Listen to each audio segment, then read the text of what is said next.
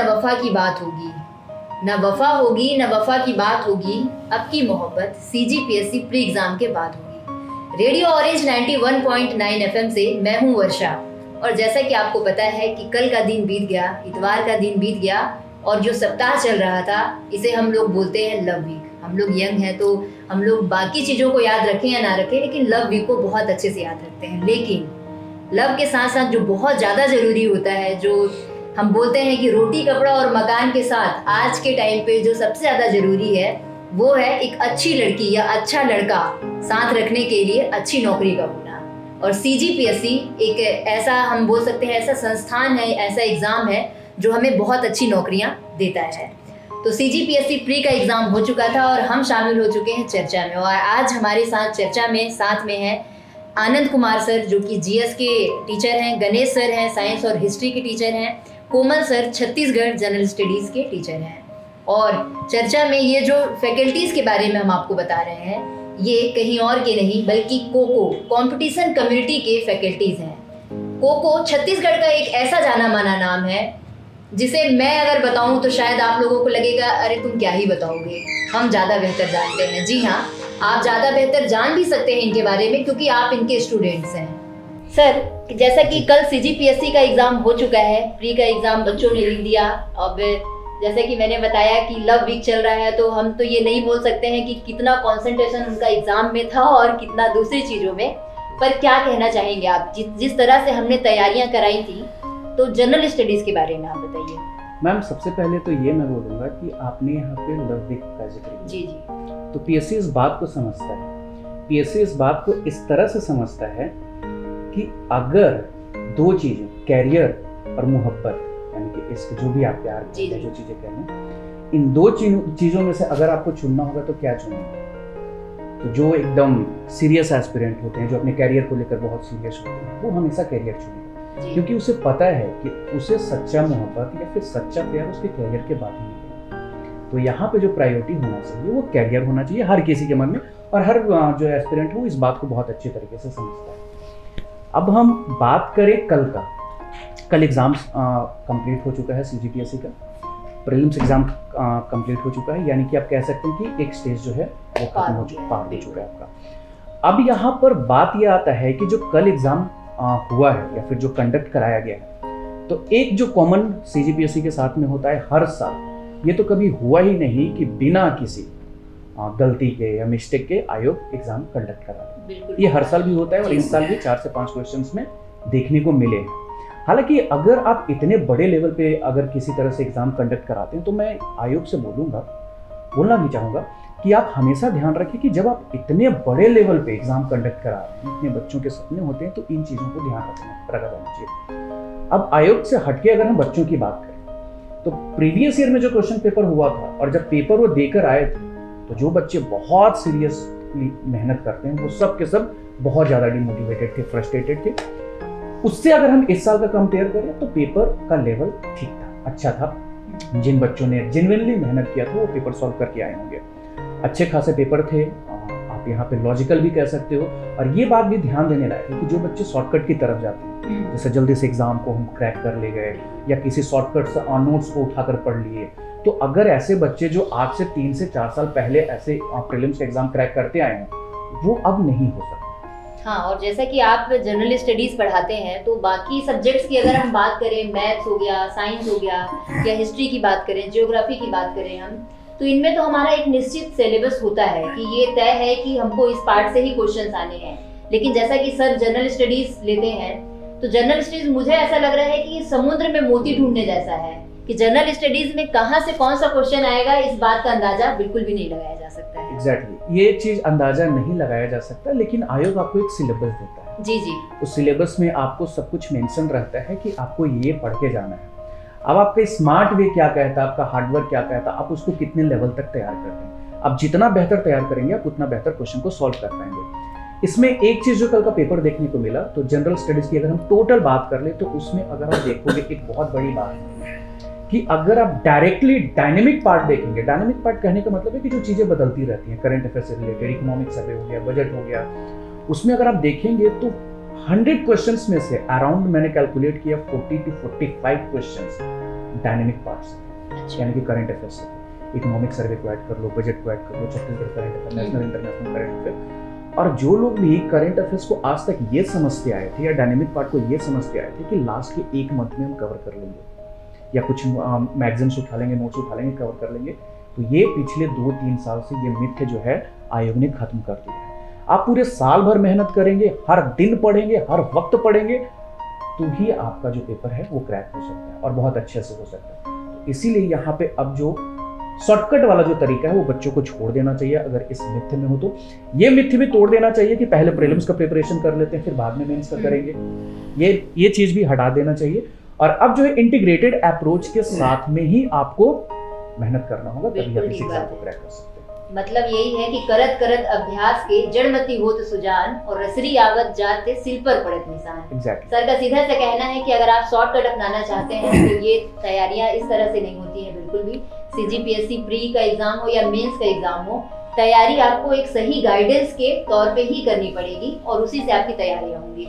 और मैंने पहले ही बताया कि हम बैठे हुए हैं चर्चा में कंपटीशन कम्युनिटी की स्टूडियो में, तो आपको सही गाइडेंस कंपटीशन कम्युनिटी के स्टूडियो में आके मिल सकता है। और मैम इसमें एक बात और मैं कहना चाहूँगा कि आज से 4 से 5 साल पहले जब कंपटीशन कम्युनिटी आया था तो जो पीएससी का जो पूरा मार्केट था या फिर जहाँ भी बच्चे जाते थे वहाँ पे ट्रेंड ये चल रहा था कि पहले प्रीलिम्स का प्रिपरेशन करें बाद में मेंस का प्रिपरेशन करें। जी जी। क्योंकि कोचिंग्स में प्रीलिम्स के बच्चे ज़्यादा आते थे क्योंकि उनको जो था वो बहुत जो चीज़ भी कह लें, लेकिन आज के टाइम पे एक अचीवमेंट भी माना जाता था कि अगर हमारा प्री निकल गया तो हम एक अचीवर हैं, और वो भी एक था। हम जब से आए हैं 4 से 5 साल हो गया, हमने हमेशा इंटीग्रेटेड अप्रोच रखा जी। हमने हर वीडियोस में या फिर हर लेक्चर्स में जब भी हमने कहा कि बच्चों को सिर्फ और सिर्फ इंटीग्रेटेड अप्रोच से, अगर उनका टारगेट है पीएससी निकालना, प्रीलिम्स नहीं, तो इंटीग्रेटेड अप्रोच के साथ ही निकाल सकते हो। और कंपटीशन कम्युनिटी जो है हमेशा बच्चों को मिसगाइड नहीं किया। आप प्रीलिम्स के लिए हमने एडमिशन के लिए हमने कुछ नहीं किया, हमेशा हमने उनको इंटीग्रेटेड अप्रोच के साथ ही जानकारी दी। अब हम बात करते हैं गणेश सर से। गणेश सर हमारे साथ जुड़े हुए हैं जो साइंस और हिस्ट्री का सब्जेक्ट लेते हैं। तो गणेश सर, आप क्या बताना चाहेंगे कि प्री में कितने % क्वेश्चंस आपके सब्जेक्ट से यानी कि साइंस और हिस्ट्री से आए और हमारे बच्चों ने किस तरह से उसमें अपनी उपलब्धियां हासिल की होंगी? देखिए, जैसे कि अभी सर ने कहा कि शॉर्टकट नहीं लेना चाहिए। अब ध्यान देना है कि हमको कहाँ जाना है। अगर दिल्ली जाना है तो दिल्ली का शॉर्टकट नहीं है, दिल्ली के लिए एक डिफाइंड एरिया है, उसी जगह से जाना है। तो यहाँ पर भी वही चीज़ें हैं, जैसे कि हिस्ट्री में जिस प्रकार का क्वेश्चन पूछा गया, साथ ही साथ जो साइंस में क्वेश्चन पूछा गया, अगर आप प्रीवियस ईयर क्वेश्चन पेपर बनाते आए हैं, अगर आप स्टैंडर्ड की बुक पढ़ रहे हैं, मैं हमेशा बात करता हूँ कि बुक जो है आपका अलमारी में नहीं आनी चाहिए, आपके टेबल में आनी चाहिए, वो भी एक किनारे में आना चाहिए। क्योंकि आप एक किताब को बार बार रिवाइज करें, उसके आत्मा तक घुस जाएं, ठीक, बजाय कि हम 15 किताब पढ़ें और उस 15 किताब में हमको चैप्टर का भी नाम पता ना हो। और हिस्ट्री तो ऐसा सब्जेक्ट है हाँ, कि मतलब लोगों को लगता बहुत आसान है, लेकिन जब हिस्ट्री पढ़ने के लिए बैठते हैं तो नींद पहले आती है, बिल्कुल, हिस्ट्री बाद में। एक्चुअली में होता क्या है कि अक्सर जो है हमारे स्टेट के बच्चे की बात करें तो मैं देखा हूँ, जैसे लाइब्रेरी में है तो 3-4 बुक्स अब खोल के रखे रहते हैं, वही सेम कंटेंट को 3 बुक से पढ़ते हैं, व्यू नहीं बन पाता है। तो इसीलिए एक बुक को पढ़ना चाहिए ताकि व्यू बने। एट लास्ट एग्जाम में क्या पूछा जाता है वही व्यू से क्वेश्चन बनते, जो आपने समझा है, आपने जो पढ़ा है, जो आंकड़े, उनसे सीधा सीधा प्रश्न नहीं आता है, जो आपने समझा है वहां से प्रश्न आता है। मुझे जो समझ में आ हाँ, रहा है बिल्कुल। सर आपकी बातों से, मुझे ऐसा लग रहा है कि सर का कहना है कि आप जो बुक्स पढ़ रहे हैं, पहली बात तो आप एक बुक में कॉन्सेंट्रेट कीजिए, और दूसरी बात, आप जिस बुक को पढ़ रहे हैं उस बुक के जरिए आपके माइंड में पढ़ने के दौरान वो चित्रात्मकता, वो इमेजिनेशन होना चाहिए। क्योंकि सर का कहना है कि कभी भी डायरेक्ट क्वेश्चन नहीं आता, सीधा रास्ता तो कोई अपनाता नहीं है, तो हम क्यों अपनाए भाई, है ना। तो सीजीपीएससी भी कभी भी डायरेक्ट क्वेश्चन आपसे नहीं पूछता है, वो टेढ़े मेढ़े क्वेश्चन पूछता है, और टेढ़े मेढ़े क्वेश्चंस का आंसर आप तब दे सकते हैं जब आप पढ़ाई के दौरान अपने माइंड में चित्रात्मकता को रखेंगे। बिल्कुल बिल्कुल। अब हमारे साथ जुड़े हुए हैं कोमल सर, जो कि सीजीजीएस से हैं, जिनको हम बोलते हैं छत्तीसगढ़िया सबले बढ़िया। मैंने देखा सर सीजीपीएससी प्री के कुछ क्वेश्चंस मैंने देखे, अब चूंकि डिस्कशन करना था तो तैयारियां भी बनती थी, तो मैंने देखा राष्ट्रीय आदिवासी नृत्य महोत्सव के बारे में क्वेश्चन आया था, छत्तीसगढ़ ओलंपिक की बात करें हम तो उस पर क्वेश्चन आया था, राज्योत्सव अलंकरणों के बारे में क्वेश्चन आए हुए थे, और रतनपुर जो कि बिलासपुर से बहुत पास है, मुझे लगता है हर साल इसके बारे में क्वेश्चन आते ही रहते हैं। तो क्या ख्याल है आपका कि किस तरह से बच्चों ने परफॉर्म किया होगा? मैम सबसे पहले तो मैं ये बोलूँगा कि ये एक रणभूमि है। सब बहुत सालों साल मेहनत करते हैं, कोई 1 साल से, कोई 2 साल से, कोई 5 साल से। तो कई लोग पहली बार में, दूसरी बार में सफल हो चुके हैं, और कई बार ऐसा होता है कि वो सफल होने के बाद भी असफल होते हैं। तो सफलता और असफलता, इस परीक्षा की सबसे पहले तो 2 पहलू हैं, हमको दोनों को देख के चलना पड़ेगा। और प्रारंभिक परीक्षा में ऐसा सफलता और असफलता के बीच की कड़ी अगर कोई है तो वो है कंपटीशन कम्युनिटी। एग्जैक्टली, पर हमेशा से जी। तो इसमें ये होता है कि बच्चों को कैसे अप्रोच करना है। इससे पहले आप देखे होंगे कि इस साल का पेपर और पिछले साल का पेपर, ये 2 साल के ऐसे पेपर हुए हैं जब पीएससी तार्किक हुआ है। इससे पहले हमेशा आपको रट के जाना होता था, और छत्तीसगढ़ में आप ट्रेंड देखोगे खाली रटवाया जाता है जी। सीधा आप बुक उठाओ, उसको पढ़ो, उसी को रटो, उसी को बार बार रिवाइज करो। अब पहली बार छत्तीसगढ़ पीएससी सोच रहा है कि अब आपको आत्मा को समझना पड़ेगा, वो कहाँ से प्रश्न पूछ रहा है। आप देखोगे राष्ट्रीय आदिवासी महोत्सव, छत्तीसगढ़ ने राष्ट्रीय आदिवासी महोत्सव का प्रारंभ कराया। छत्तीसगढ़ में आप देखोगे कि ST/SC जो जनसंख्या है वो बहुत ज्यादा है, लगभग 45% है। इस पे भी क्वेश्चंस आते हैं। हाँ, तो वो छत्तीसगढ़ में जब भी आदिवासी या राष्ट्रीयता से, या फिर आपके लिए देखोगे आदिवासियों से संबंधित ऐसे प्रश्न आपको बार बार आते हैं। अगर आप बात करोगे ओलंपिक का, तो ओलंपिक में जाना हर किसी का क्या होता होगा, ख्वाब होता होगा, सपना होता होगा। तो CGPSC भी हमारे लिए एक ओलंपिक है, और पहली बार छत्तीसगढ़ में हुआ आपके लिए छत्तीसगढ़ी ओलंपिक। तो यहाँ से तो प्रश्न आने तय थे। हाँ, और ये तो गौरव की बात है, और ये तो ऐसी चीजें हैं जो हमें याद रखनी ही चाहिए, भूलने वाली बात ही नहीं है ये।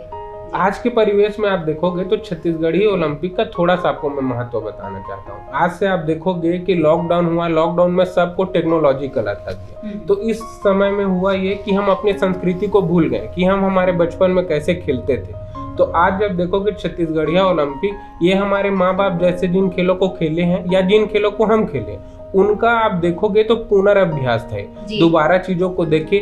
बच्चे जो घर में रह के बोर हो चुके थे, अब उन्होंने पहली बार अपनी संस्कृति को पहचाना, अपने रूम से बाहर निकल के अपनी सांस्कृतिक गतिविधियों में लिप्त हुए। ये आपके लिए छत्तीसगढ़ी ओलंपिक। किस तरह का परफॉर्मेंस, मतलब हम अगर डेटा की अगर हम बात करें तो कितने परसेंट क्वेश्चंस जो हमने ऑलरेडी बच्चों को तैयारियां करवाई थी जिसकी, ऐसे कितने परसेंट क्वेश्चंस जो है CGPSC प्री ने, आयोग ने पूछे हैं? सबसे पहले तो ये है कि हमने 21 सितंबर को ऑनलाइन का जो हमारा कोर्स था वो फ्री कोर्स हमने लॉन्च किया था। उसमें मैं छत्तीसगढ़ खुद ही पढ़ा रहा था।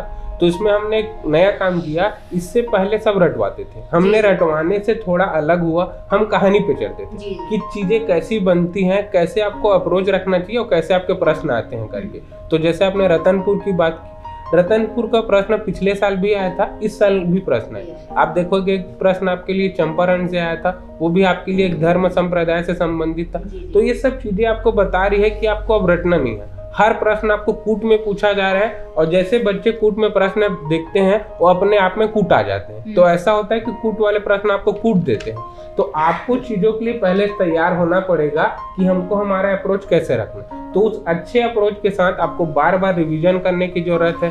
पहले ऐसा होता था, एक डेटा को एक बार पढ़े उसके बाद पेपर निकल जाता था। अब एक डेटा को पढ़ना है, उसके आसपास की चीजों को देखना है, उसके बाद रिवाइज करना है, तब कहीं जाके आप बोल सकते हैं कि हम अच्छा कर सकते हैं। बिल्कुल। तो सर ने कहा कि कूट वाले क्वेश्चंस जो होते हैं वो कूट देते हैं, और मैंने सुना है कि वैलेंटाइंस डे वीक में ये कौन कौन से सेना जो होते हैं ये लोग भी कूट देते हैं लोगों को। तो देखिए, ऐसा है कि किसी ने कहा है कि हम तो आशिकी में चूर थे, खुश नसीब हूँ मैं क्योंकि मेरी आशिकी CGPSC से है। तो इस तरह की आशिकी कीजिए और कूट जैसे क्वेश्चनों से आपको कूटना ना पड़े, इसीलिए आप कंपटीशन कम्युनिटी के सेंटर में, जो कि अब ऑफलाइन भी स्टार्ट हो चुका है बिलासपुर में, रियल हेवेंस पार्क जो कि मंगला चौक से बहुत पास में है, यहाँ पर हमने ऑफलाइन सेंटर भी स्टार्ट कर दिया है। तो यहाँ पर आकर आप ऑफलाइन भी तैयारियां कर सकते हैं, CGPSC pre, mains, Vyapam, SSC सारे एग्जाम्स की। और ऑनलाइन तो काफ़ी लंबे अरसे से चला आ रहा है। मुझे लगता है कि अभी आप लोग जितने लिसनर या व्यूअर्स मुझे सुन और देख पा रहे हैं, इनमें से 99% लोग